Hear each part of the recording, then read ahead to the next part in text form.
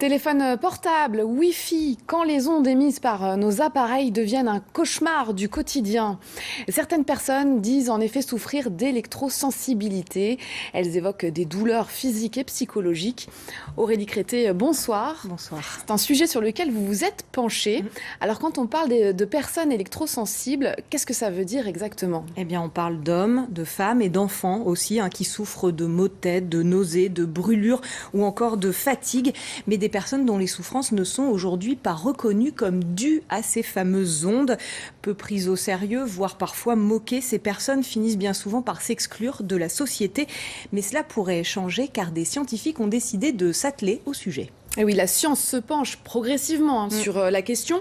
Une étude chapeautée par l'Agence nationale de sécurité sanitaire est en cours dans plusieurs régions de France, dont la Bretagne.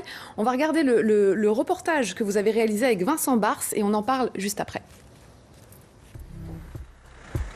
Imaginez que votre téléphone portable soit votre pire ennemi, que vos ampoules ou votre compteur électrique vous provoquent migraines et fourmillements. Vous seriez alors peut-être électrosensible. Ce mal n'est aujourd'hui pas considéré comme une maladie et 3% de la population française serait concernée. Des chiffres flous, tout comme les symptômes et leur lien de cause à effet avec les ondes. Mais une étude nationale de l'ANSES est en cours et pourrait bien faire bouger les lignes. Alors va-t-on vers une meilleure reconnaissance de l'électrosensibilité ? C'est notre question du jour. Cela fait 10 ans que Sophie souffre d'électrosensibilité. Elle vit dans une commune rurale à l'ouest de Rennes, dans une maison qu'elle a adaptée à son handicap. Une vie presque normale. Ici, évidemment, pas de Wi-Fi, mais Sophie a bien un ordinateur et même un téléphone portable dont l'usage est strictement limité. J'ai une boîte en métal dans lequel il est. Il est en mode avion, tout le temps. En fait, j'ai l'impression, ça fait vraiment un étau dans ma tête. Ça rayonne, donc j'ai l'impression de faire antenne avec ma bouche.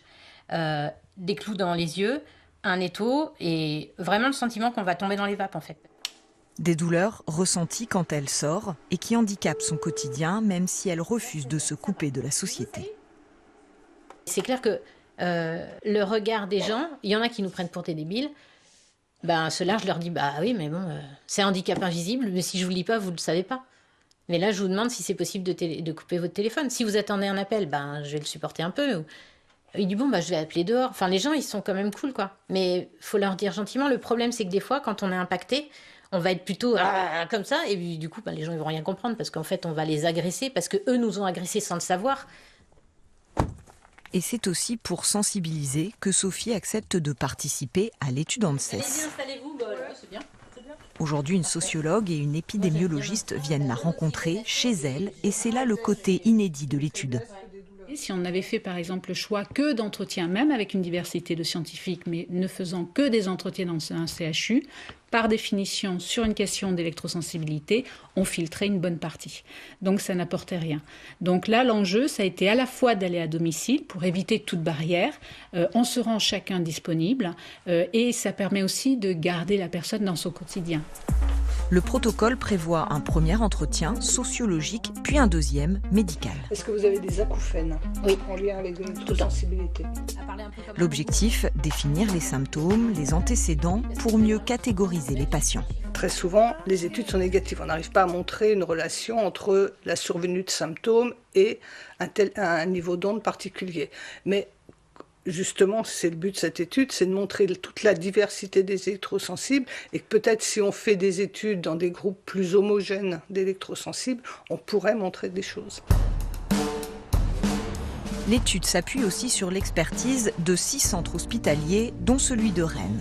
Leur mission, mener un 3e entretien clinique, une consultation sans a priori et avec une écoute bienveillante. Quel que soit le diagnostic, pour un médecin, la prise en charge reste la même. C'est quelqu'un qui souffre, quelqu'un qui a un retentissement sur sa vie personnelle et professionnelle. Et c'est pour ça que ces personnes ont besoin d'un accompagnement. Aujourd'hui, aucun traitement pour guérir l'électrosensibilité n'existe. L'accompagnement proposé est une thérapie dite cognitive pour aider les malades à vivre avec leurs symptômes. Du coup, j'ai vu Madame B et du coup, on l'a inclus dans le protocole de l'ANSES.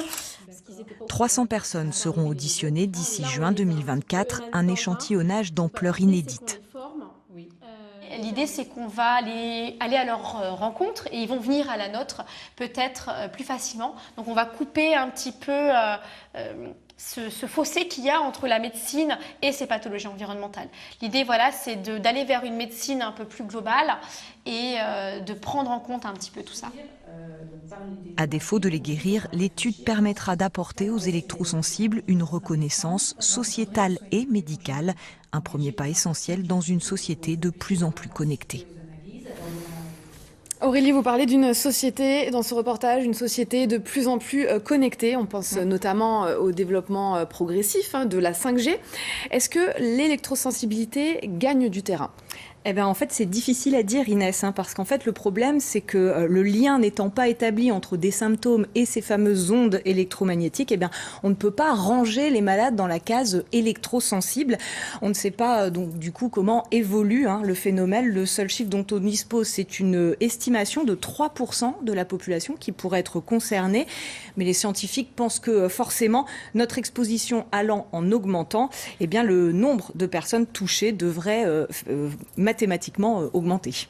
Et pas de traitement ni de désensibilisation à l'horizon ? Non, et puis de toute façon, bon, c'était pas vraiment le but de cette étude, vous l'avez sans doute compris, qui vise déjà dans un premier temps à écouter les malades. Les entretiens, comme vu dans le reportage, vont se poursuivre jusqu'au mois de juin. Il y en aura 300 et c'est une première en France sur un échantillon aussi grand. Il y aura aussi, ensuite une phase de 6 mois en fait pour l'analyse des données, en tout cas pour Priartem, qui est la principale association d'électrosensibles en France et qui est à l'initiative avec l'ANSES de cette étude. L'espoir, c'est de mieux comprendre cette maladie environnementale très handicapante afin d'améliorer la vie de ceux qui en souffrent. Et je cite là la présidente de l'association, Sophie Pelletier, qui me parlait aussi de l'importance de prévenir son apparition de cette maladie en réduisant l'exposition aux ondes de la population. Merci beaucoup Aurélie Crété pour ces éléments d'explication. On en sait un peu plus à présent sur la situation de ces personnes dites électrosensibles. Merci à vous.